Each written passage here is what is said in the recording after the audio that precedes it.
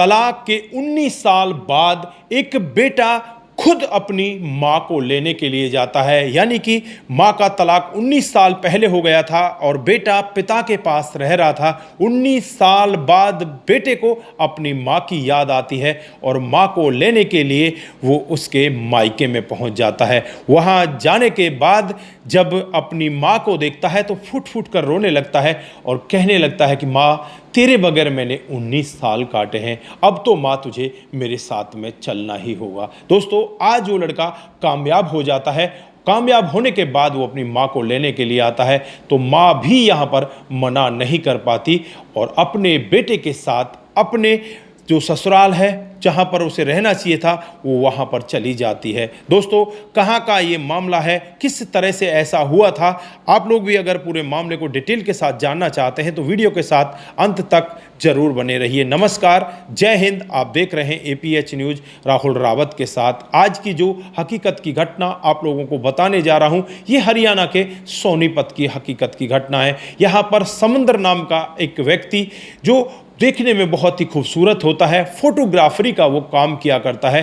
दोस्तों, घर परिवार में किसी भी तरह की कोई कमी नहीं होती और यहाँ पर उसके लिए एक लड़की को देख लिया जाता है। लड़की का नाम कविता होता है। कविता और समुंदर की दोनों की शादी हो जाती है। शादी होने के बाद अब यहाँ पर कविता बड़े प्यारपूर्वक से समुंदर के साथ रहने लगती है, लेकिन कुछ दिन के बाद ही जो समुंदर है उसे अब यहाँ पर कविता के ऊपर शक होने लगता है कि वो मेरी माँ को, मेरे पिता को तंग करती है, उन्हें टाइम पर खाना भी नहीं देती, क्योंकि वो कई बार चुपके चुपके ये बात देखा करता। कविता यहाँ पर थोड़ी सी अलग टाइप की होती है। वो 2 तरह का खाना बना लिया करती, जिसमें एक खाना तो अपने बड़े बुजुर्गों के लिए बनाती और दूसरा खाना अपने पति के लिए बनाती। एक दिन गलती से कविता ने वो खाना समुंदर को दे दिया जिसको वो अपने बड़े बुजुर्गों के लिए बनाया करती, और जब उस खाने को वो खाता है तो उसमें कंकड़ होते हैं और ऐसा मतलब वो खाना होता है कि खाने योग्य नहीं होता। फिर यहाँ पर उसे पूछने लगता है कि ये खाना तुमने आज ऐसे कैसे बनाया, तो वो कह दिया, ओहो ये तो गलती हो गई, मैं अभी आपके लिए दूसरा खाना लेकर आती हूँ। दोस्तों, अब यहाँ पर वो किचन में अंदर उसके पीछे पीछे चला जाता है तो देखता है कि 2 तरह का यहाँ पर खाना बना हुआ है। ये गलती से आज इसने मुझे खाना दे दिया है, जबकि वो खाना वो अपने सास ससुर के लिए बनाया करती। दोस्तों, पति यहाँ पर इतना ज़्यादा परेशान हो जाता है क्योंकि वो अपने माता पिता से बहुत ज़्यादा प्यार किया करता और पति परेशान होकर यहाँ पर यही कहता है कि तू अब इस घर में रहने लायक नहीं है, तू यहाँ से बस चली जा, नहीं तो तुझे मैं यहाँ से दुनिया से विदा कर दूंगा। दोस्तों, अब तक कविता को एक लड़का भी हो चुका था। लड़का 3 साल का होता है, लेकिन यहाँ पर जो पति है वो अपनी पत्नी से इस तरह से रुष्ट हो जाता है। वो कहता है कि मैं अपने माता पिता का खुद का यहाँ पर काम कर सकता हूँ, उनके खाने पीने का खुद ख्याल रख सकता हूँ, लेकिन मैं तुम्हें अपने साथ इस तरह से नहीं करने दूंगा, अपने माता पिता के साथ ऐसा नहीं करने दूंगा, तुम यहाँ से चली जाओ। उसके बाद उसे वो वहाँ से धक्के मारकर निकाल देता है, वो भी अपने मायके चली जाती है। 3 साल का बेटा वहीं पर रह जाता है। ना तो ये उससे तलाक लेता और ना ही उसे लेने के लिए जाता। वो 3 साल का बच्चा धीरे धीरे करके बड़ा हो रहा होता है और जब वो बच्चा बड़ा हो जाता है, लगभग वो जब 19 यानी कि और 22 साल का हो जाता है तो उसकी फौज में नौकरी लग जाती है।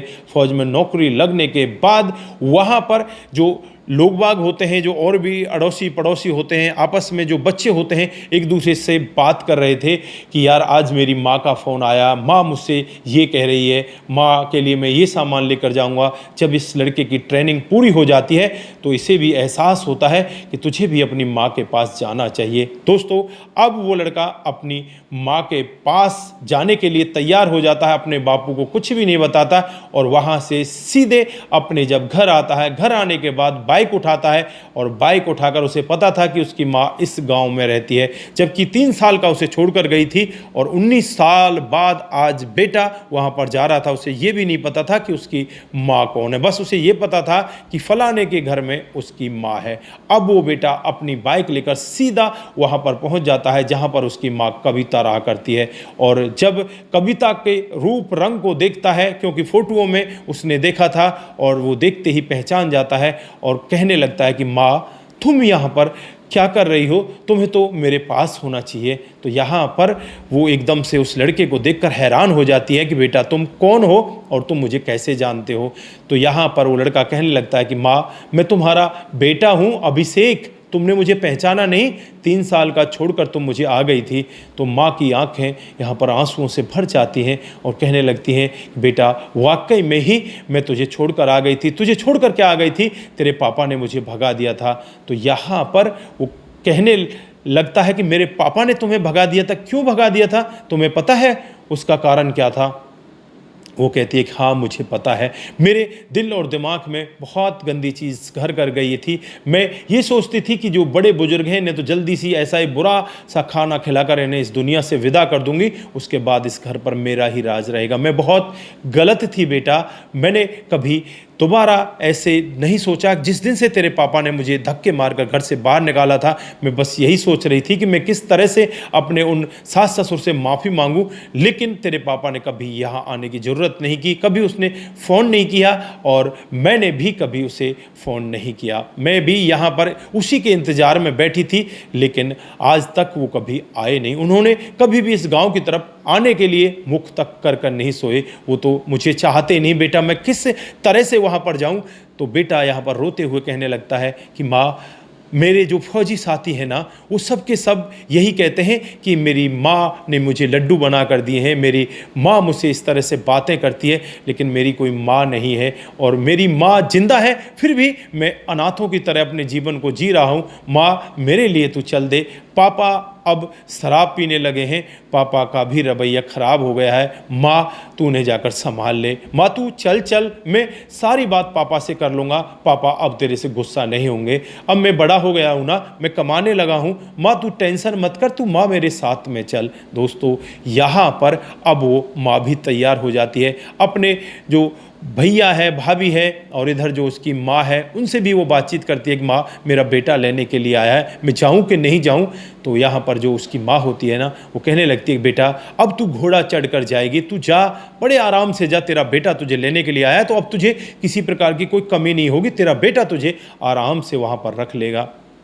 दोस्तों अब यहाँ पर वो माँ भी तैयार हो जाती है और अपने बेटे के साथ वहाँ से चलने लगती है और फिर कर उस घर को देखते हुए जाती है जिसमें उसने 19 साल अकेले तन्हा बिताए थे। उसकी एक कमी के कारण, जिस कमी से उसने अपने बुजुर्गों के साथ में गलत किया था। दोस्तों कमी क्या, वो तो बहुत बड़ी गलती थी, इस तरह से किसी को भी नहीं करना चाहिए। हालांकि फ़िलहाल यहाँ पर बेटा अपनी माँ को लेकर सीधे अपने घर पर पहुँच जाता है और जब घर पर पहुँचता है तो जो उसके पिताजी होते हैं वो अपने बेटे को देखते हैं, बड़े खुश होते हैं कि बेटा आजा। वो बेटा अपने घर तो गया था लेकिन पिताजी से नहीं मिला था। पिताजी उस समय शराब पीने के लिए बाहर चले गए थे, उनकी हालत बहुत ख़राब थी, वो हर दिन शराब पिया करते और वो कहते हैं कि यार मेरा तो जीवन ही बेकार हो गया।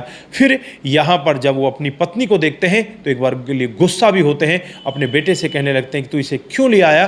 तो यहाँ पर वो कहने लगते हैं कि बेटा पापा ये मेरी माँ है, मैं अपनी माँ को लेकर आया हूँ और मैं किसी और को नहीं लेकर आया। पापा आप अगर इनसे बातचीत करना चाहते हो तो ठीक है, नहीं करना चाहते तो मेरी माँ इसी घर में रहेगी।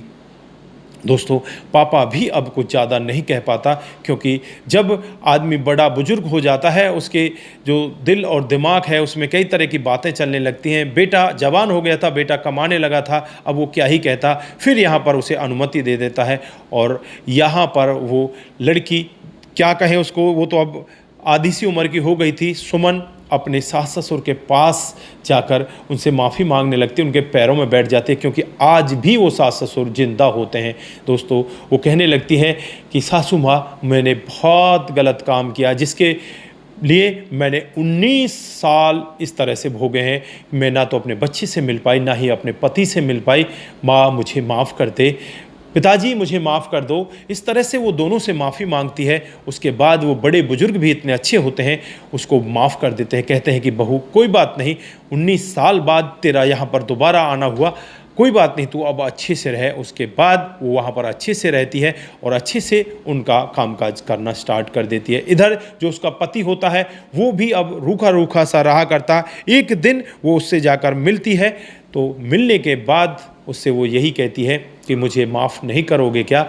बड़े बुजुर्गों ने मुझे माफ़ कर दिया, आप भी मुझे माफ़ कर दो। दोस्तों उसके बाद वो पति भी उसे माफ़ कर देता है और यहाँ पर उसके बाद उनका जीवन बड़े बेहतर तरीके से चलने लगता है। अपने सास ससुर की वो सेवा कर रही है, अपने पति की सेवा कर रही है और कुछ दिन के बाद वो प्यारी सी बहू अपने बेटे के लिए भी उस घर में ले आती है और अब इनका जीवन बिल्कुल धन्य हो गया है। हर तरफ से अब इनके जीवन में खुशियाँ ही खुशियाँ हैं। तो दोस्तों यहाँ पर जो ये कहानियाँ हम आपके बीच लेकर आते हैं, इन कहानियों को सुनाने का उद्देश्य सिर्फ आप लोगों को जागरूक करना है, आप लोगों को बताना है कि इस तरह की घटनाएं भी हमारे समाज में हो रही हैं। इन कहानियों से कुछ ना कुछ सीखकर आप लोग जरूर जाया करो, क्योंकि ऐसी कहानियां अगर किसी के जीवन में जब होंगी तो वो जीवन कितना दुखी हो जाएगा। दोस्तों आप लोग सोच सकते हैं कि एक महिला जो अपने सास ससुर के साथ इतना गलत काम करती थी, उसके बाद वो अपने पति से, सास ससुर से, अपने 3 साल के बेटे से इतनी दूर रहा करती है